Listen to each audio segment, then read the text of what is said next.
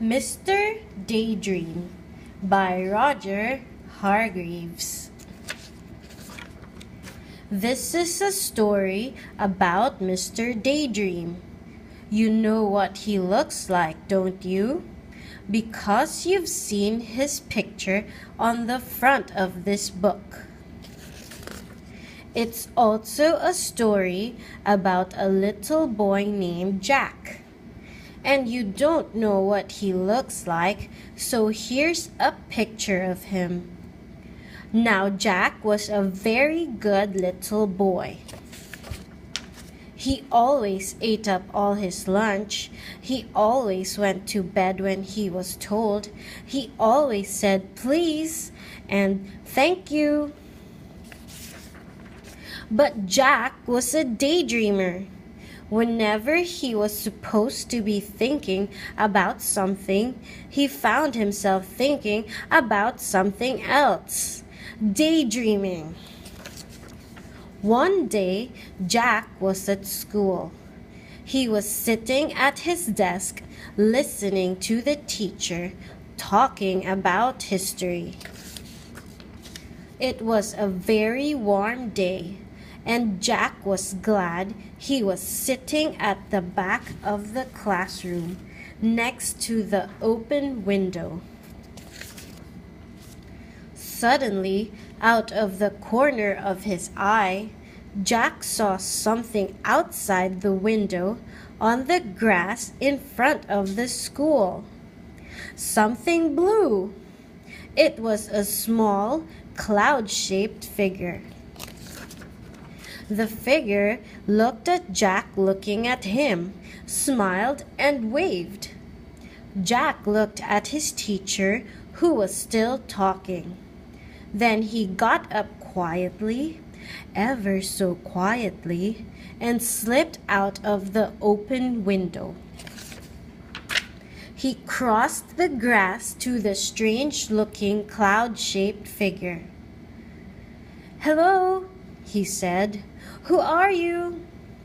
"I'm Mr. Daydream," said the figure. "What's your name?" "Jack," said Jack. "I'm going off on an adventure," said Mr. Daydream to Jack. "Would you like to come with me?" "Oh, yes, please," replied Jack.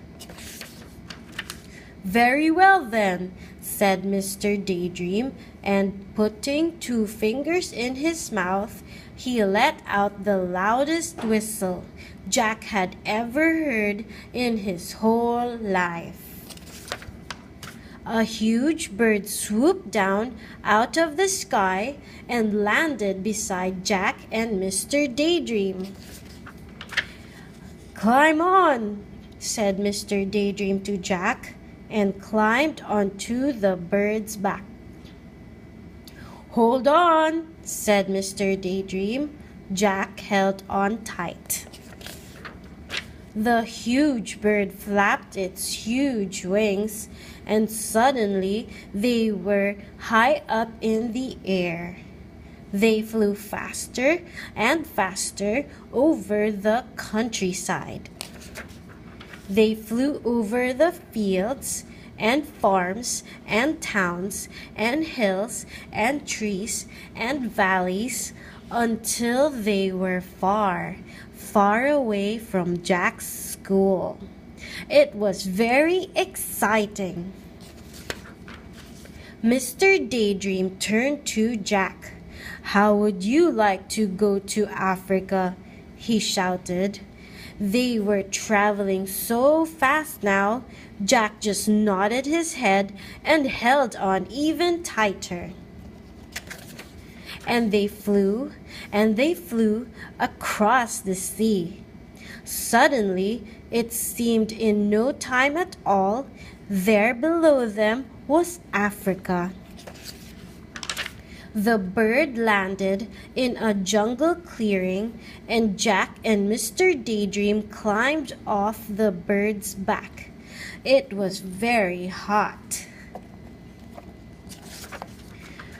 "Come on," said Mr. Daydream to Jack. "Let's go and explore." So they set off, pushing their way through the jungle. The end.